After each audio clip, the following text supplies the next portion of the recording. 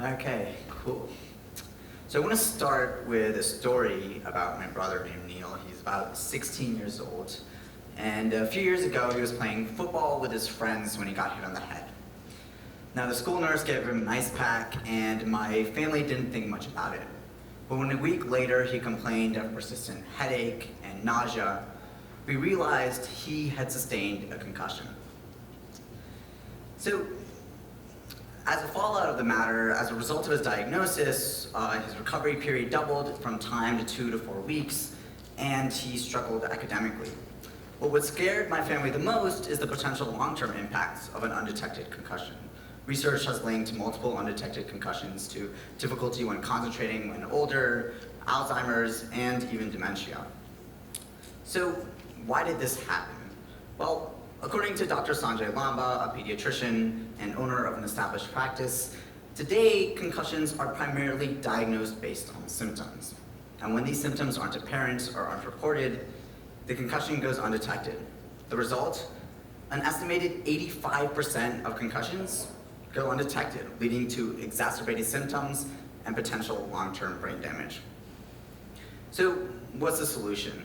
Well, it turns out we can do a lot better than symptom-based diagnoses. In fact, because the neurological pathways associated with vision are closely tied to the ones that are affected by concussions, measuring and quantifying vision impairment has emerged as a reliable and fairly accurate biomarker for these types of injuries.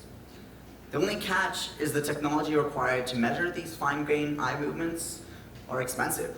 These eye tracking equipment cost anywhere from $10,000 to $35,000, making it primarily inaccessible to youth sports teams, the ones that need it the most. That's where Averia comes in. We've developed low-cost and accurate eye tracking solutions that can help coaches and athletic trainers make more data-driven and objective decisions for remove-from-play assessments. By reducing the costs of existing equipment more than 100 times, we're actually able to make accurate eye tracking accessible to everyone, not just the professionals. The key innovation behind our product is that we're able to bring accurate eye tracking onto the smartphone. After launching our app, the practitioner inserts the smartphone into our device. While the user wears the headset, we display visual stimulus and record the user's ocular responses. After the test, in just 60 seconds, the athletic trainer can view our results and make an objective decision on whether to make that remove from play or not. We developed novel eye tracking algorithms that run efficiently on a smartphone that can do these tests and quickly. And what's important here is that we get equivalent levels of accuracy as the iLink 1000, sort of industry standard eye tracking equipment that's been used in a lot of these other ocular motor studies on concussions. So we have technology that used to cost $10,000 to $35,000, and we have it right on your smartphone that can measure these fine-grained movements. The excitement and possibilities of that are really exciting to us. So we can not only measure, detect, do concussion screening, but we can actually quantify the severity of the injury and track the athlete's recovery over time. Our vision is to create an end-to-end experience where coaches and athletic trainers make more informed and data-driven decisions all the way from the athlete's initial impact to their full recovery and return to play. So let's take a look at sort of the competitive landscape and what exists out there and sort of a trend in the industry.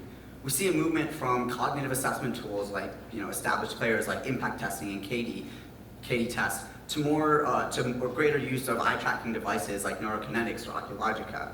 But these devices still cost tens of thousands of dollars, the cheapest one being $30,000, and they're limited primarily to clinical use. No one's been able to bring accurate eye tracking in a portable and accessible form factor. What's really exciting is we made a lot of progress. We started pilots in 3 pediatric clinics, some of the top concussion research clinics in the world, 1 sport league and 15 different high school sports teams. We've tested in over hundreds of patients, detected hundreds of concussions, and today, we have 88% sensitivity and 85% specificity compared to SCAT-3 assessments, those 30-minute long assessments that aren't able to be done right on the sidelines. We've raised $50,000 in non-dilutive funds to actually fund these pilots. We've partnered also with some of the top concussion clinics in the world, Children's Hospital of Philadelphia, University of Chicago Medicine, to actually pilot and do studies. We've done studies, different animal testing studies, as well as tests on University of Pennsylvania athletes. We've also partnered with different school districts and leagues as well to perform to be using our device. We have an amazing team. I'm from Stanford, and we've been recognized in a numerous number of awards. My other co-founder goes to the University of Chicago and has a lot of experience with working with medical devices. As a concluding thought, I want to go back to my brother, because really, it's not really just about him. If you think about it, every student, about 50% of student athletes, 50% of students participate in sports. And when we think about something that's so important as impacting youth development, it's really important that we get devices that can measure these and quantify what's going on. And Averia is an important step towards doing this. Thank you.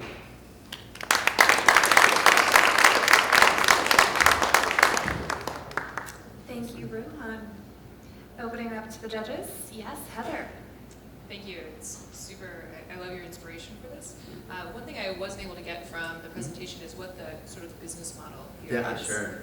Can we go back, or? I think you're going to have to just verbally. Yeah, okay, sure. So basically the business model is selling to recreational leagues. So you look at, generally speaking, what we've done in Northern Virginia is they have these sort of umbrella organizations. They'll have like Arlington Soccer Association, where you register, and so the business model is actually adding on a concussion management and safety fee to those registrations. And so, but you're selling an app and a headset? Is that, so it's a one-time? It's a subscription. So every time, yeah, so every time like athletes register in these umbrella organizations, they pay an extra fee to basically be covered for that season, essentially. So and per the player. devices, yeah, the Each devices, player is yeah, per player. And the device is free, basically, because we're so low cost, we can pretty much give the actual hardware for free. Are you doing the figures in your head per football player in San Francisco? Me too. Me too. Congratulations, really, what you are doing is really amazing. First of all, you explained that you are working with different types of algorithms. Yeah. But which type are you using? And first, about the data you are using. What do you think about the biases that you can integrate inside of your system? And regarding the positive force you can have typically coming back from the application? Sorry, so you're saying what kind of biases, or in the data? Or Yeah, in the data. In the data, yeah. Yeah, so I mean, we're only measuring one biomarker, so concussions that don't impact oculomotor function won't be detected. And that's like a strong bias, because it's fortunately, I think there have been studies showing 97 to 98% of concussions will be affected, do exhibit this symptom. Will exhibit some sort of oculomotor dysfunction that we can actually track. In terms of what we're actually looking at, we actually look at disconjugate gaze. That's when the eyes don't move in coordination. So I think, like I said, about a few percentage of the population actually naturally has this. So we have like a baseline false positive rate that like we can't detect concussions for. So that's like, I guess, one bias as well. We've done baselines at the beginning of seasons and then at the end of seasons to see how these metrics change over time, and we found it to be fairly consistent, except for when you have injuries. Yeah. Great, Elliot. Is this a regulated medical device, and how does that compare with the regulation that the $30,000 devices are that you're comparing to? Yeah. So no one's been to market with these eye tracking devices yet. They're still pre 510K. So this is a class 2 device, and the eye tracking devices. I mean, you can come up with an eye tracking device, but you can't say it detects concussions, right? Of course. So the general phase is you're classified as class 2, so you have to file a 510K. You have to submit like clinical data to like approve it. There's a number of other, both the other products that I mentioned, like Oculogica, same thing. They're both applying for that 510K as well.